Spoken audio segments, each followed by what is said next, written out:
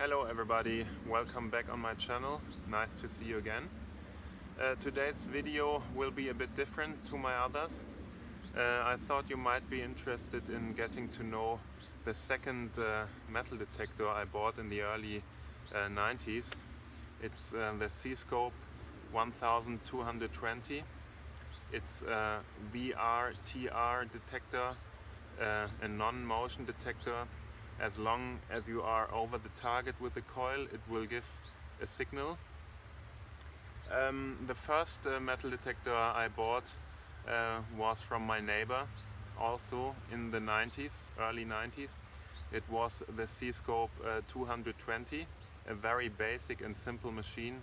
It was set on all metal mode all the time. I learned detecting with this machine. This is a bit more sophisticated. And yeah, I thought you might be interested in seeing what these early 90s machines are capable of. So let's take a look on the control box.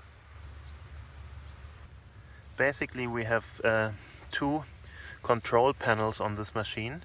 This is the main control panel I show you in a minute. And this one is the control panel that you operate with your thumb, and you have your meter here.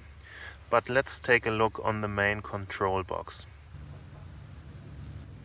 As you can see, the control knobs are not very different to contemporary machines. You have discrimination mode, you have on-off tune, you have sensitivity, and here you have some more options how to run the machine, and I will explain these options later to you. Let's take a look on the other panel. Here you can see the control panel that you operate with your thumb. You have a button for ground, a retune button, and a discrimination button. And this is the battery check. Here is the meter that will give you information about the target. You have the reject to the left and the target to the right.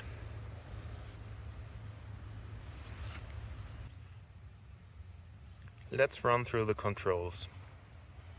You have your discrimination. I don't think that I have to tell you much about that. You have your on-off tune. I show you how that works when I switch on the machine. And you got your sensitivity that is set into 0 at the moment, and that is the factory recommended setting. But if you are detecting highly mineralized ground and trashy ground, you will have to reduce it and bring it to the negative segment to avoid shattering noises. And if you are detecting on very clean ground, you can of course bring it into the positive direction to grab that little extra depth. Now to the center knob here. At the moment it is set in meter and audio discrimination, and all that means is that you are getting a meter discrimination and an audio discrimination at the same time.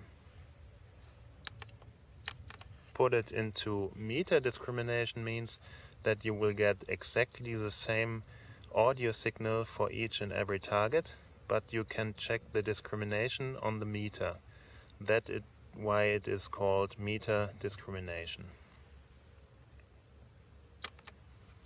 Ground discrimination 1. This machine got a very nice feature.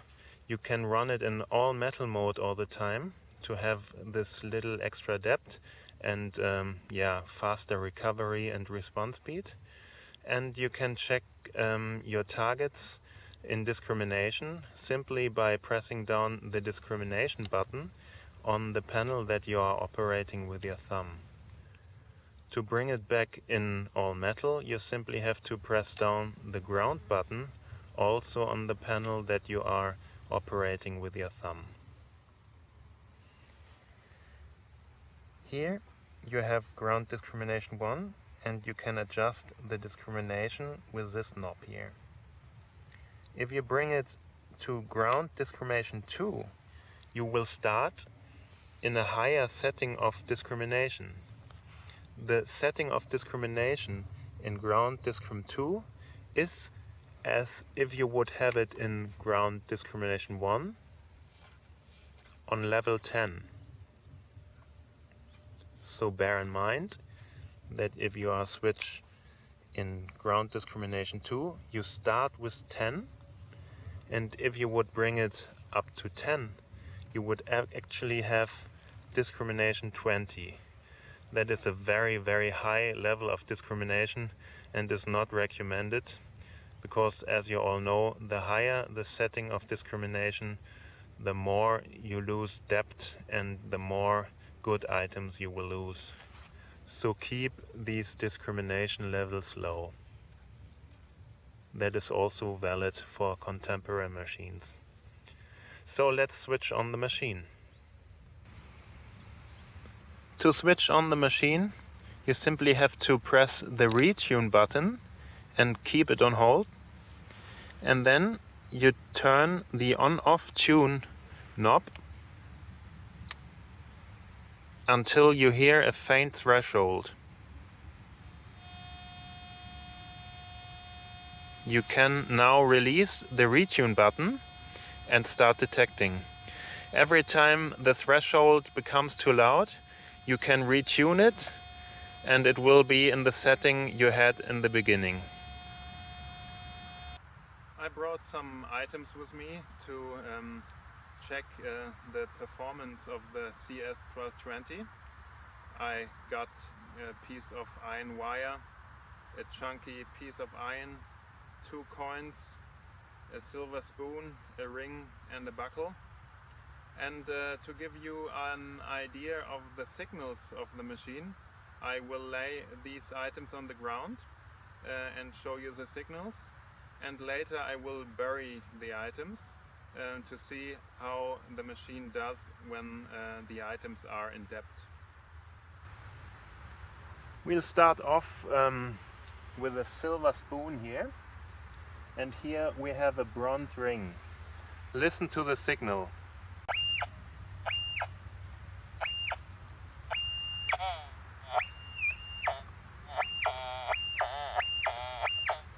Both very high readings, and yeah, these are very conductive materials, so the machine just loved them.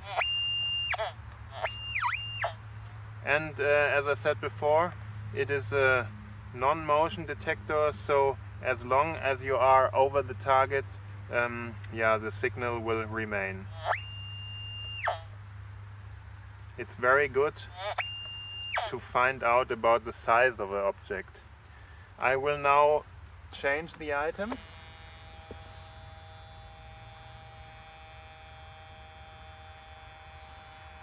Here are our coins. One coin is a nickel coin and the other coin is a copper coin. I will run over the nickel coin first. The tone dropped, as you can hear. Imagine the signal you got from the bronze ring and the silver. So it is a bit lower. And now the copper coin. About the same tone. So I will switch now to a piece of iron wire and a pewter buckle. First I will go over the pewter buckle. The very high pitch again. And now the iron.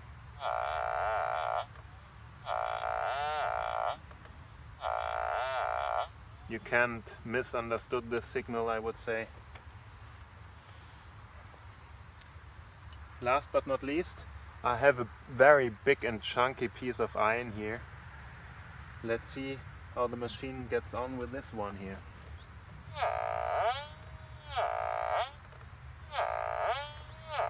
No problem.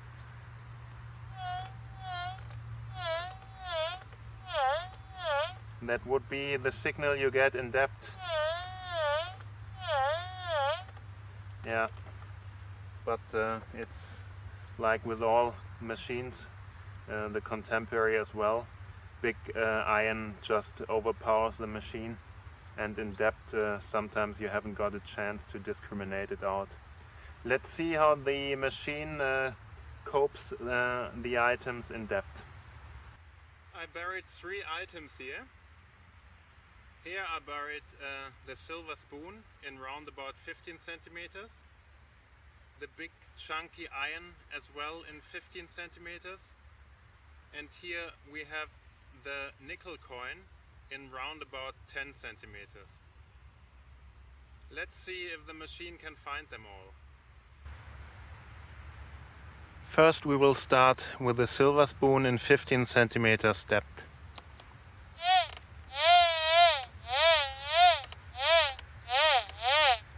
Nothing left of the sweet signal that it gave on the surface.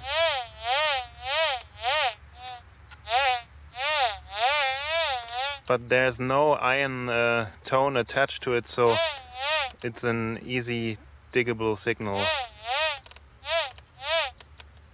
Let's move on to the iron.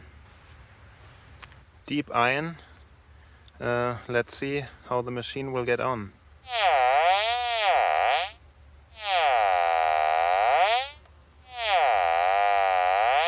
Yeah, very nice. 15 centimeters deep, big chunky iron. You can easily recognize it. Let's move on to the nickel coin. So, I'm excited to find out, because 10 centimeters on a highly mineralized field with an old machine like this, let's see what it does.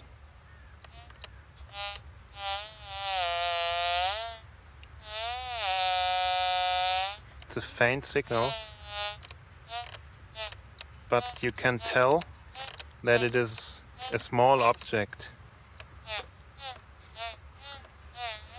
I will retune the machine again. And now I will try to increase the sensitivity. Listen to that, it gets louder. I have the sensitivity on full now. And it comes through loud and clear. It's far away from the sweet signal it gave on the surface, but it's an easy diggable signal. Very nice.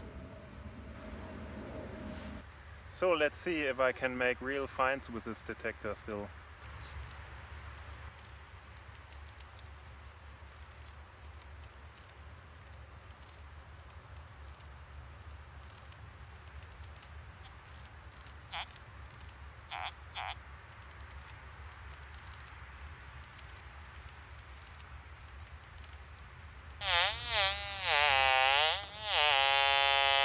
This signal reminds me of the nickel coin in depth. We will see.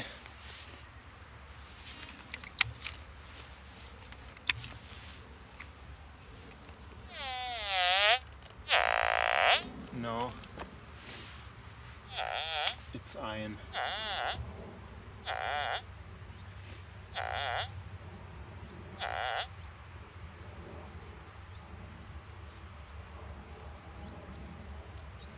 But actually quite nice piece of iron.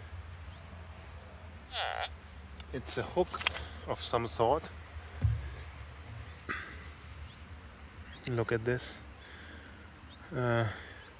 I find it quite hard to use this machine, of course. You always have to ground balance it again. You have to reset it, otherwise the threshold will increase, and I will give it another 10 minutes, and if I'm not successful I will quit because this machine is darn heavy as well, and it hasn't got an armrest, so fatigue is, you will get fatigue very soon.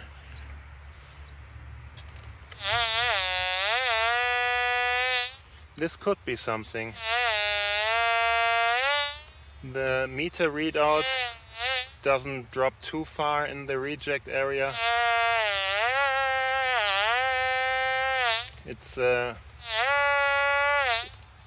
approximately in the middle of the meter. Let's see what it is. I'm excited.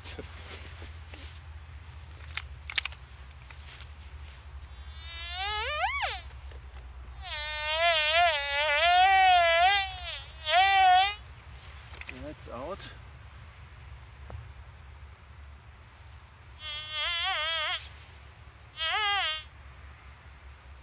Okay. We have a lead back seal. And a quite nice one as well.